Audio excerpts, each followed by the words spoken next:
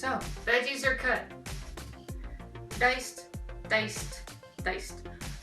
Pretty much dice everything is going to be the easiest way to cook them. Unless you want stringy onion, but that's another recipe. Also, our meat, heavy, has been thawed. Lovely view. We'll cook this first, and I'll explain why in just a second. We're going to cook the meat first, and we're actually going to get that going and use the juices in just a little bit to cook the vegetables. We have oiled the bottom of the pan so it doesn't get too sticky or the meat doesn't get stuck. It's on high, a little bit below regular high. We have an electric stove right now, so we'll get that cooked and we'll be right back.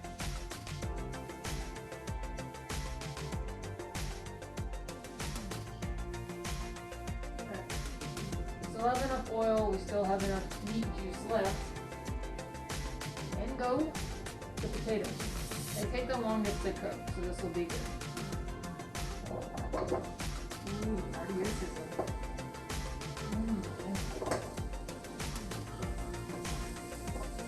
I wish they had smell-o-vision. Y'all would love the smell. It's so good.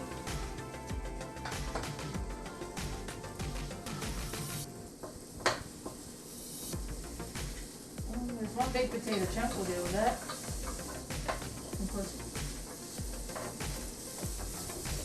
Alright, so, like with most recipes involving a potato, you're going to cook it until it starts to get kind of translucent or it's soft. Don't want to overcook it because then it just turns into a pile of mush and we're not making mashed potatoes now, are we?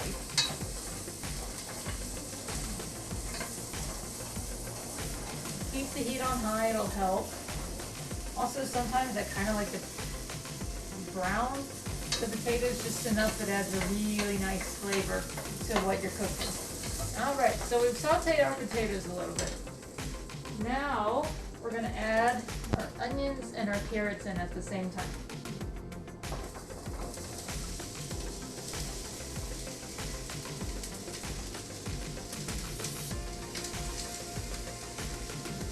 Now the only reason I put these in at the same time is onions don't take that long to cook. And Kyle and I both like carrots that are still kind of crunchy.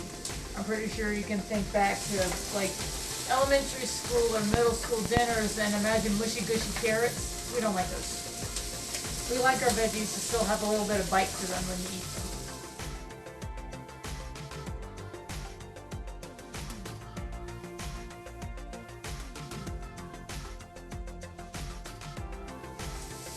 Now if you're going to have the heat this high, you need to keep sauteing and sauteing and sauteing and sauteing. Keep everything moving or else it's going to get stuck to the bottom and then get really, really burnt. I haven't added much extra oil to this just for the fact, again, you don't want an oily curry. Because that just tastes really gross. I've done it before. Alright, if you guys are wondering, the paper towels to keep the meat in, holes are a little big. If you have a finer mesh strainer, you're going to be okay. So now we're going to take our meat and literally back into the pot we go. And make sure you actually get all the meat in there. No problem with the paper towel. Okay.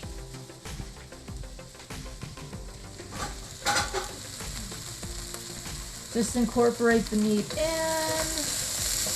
Break up any more of the big clumpies.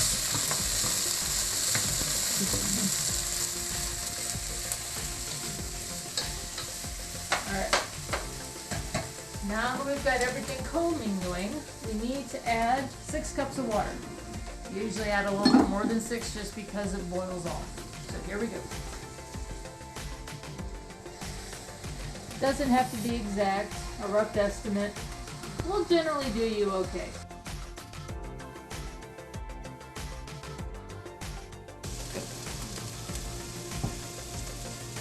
So I've got my sous chef Kyle helping me with this one. He actually figured out how to do this. We've been having an issue where the roux, we would have clumps of roux left in the curry. and that tastes nasty when you bite into it next day or even day of. So we found out that chopping the roux up and then putting it into the curry actually tasted a lot better because it dissolved a little bit more evenly. We'll get into that in just a moment. So we've added in our water. We've also added in our roux. We found with the smaller chunks of roux that it's actually going to take less time to dissolve. This is going to be done faster, and then we can eat it. So now that everything's in the pot, it's cooking, it's doing its thing. Stir, stir, stir, going for a swim.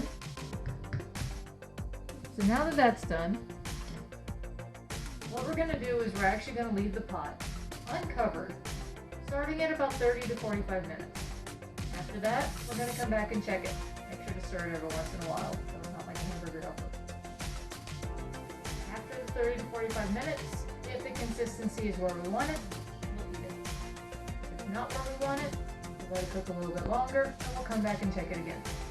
But, see y'all in a little while. It's not going to be as awesome.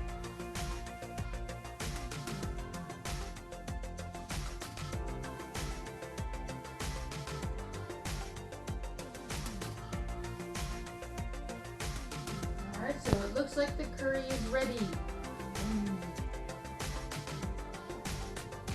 Look at it! It's a little soupy, but we like ours a little soupy because we like sauce. Sauce is good. There we are. We got these beforehand. Okay, so rice is cooked. Pretty white rice.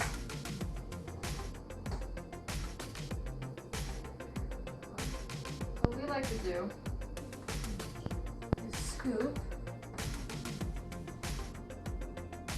a little bit of the rice into about half-ish of the bowl. Then we take, this is how we do it. We take a slotted spoon.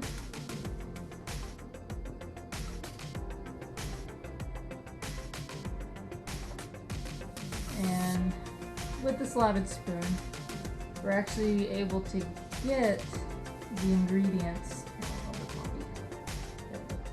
We're able to get the ingredients out of the pot. Then, in order to get the sauce, because we like the sauce, we'll use a ladle to get that out.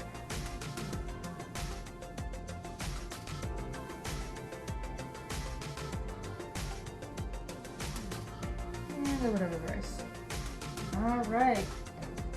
And that, folks, is how you make curry rice soup. If you have any questions or comments on how the process is done or about any of the ingredients, put them in the comment box below or visit Japanoblog.com/curryrice and we'll be able to answer any questions off of our contact page there. You'll also find the ingredients and cooking method listed out on that page. So everyone have a good night and itadakimasu.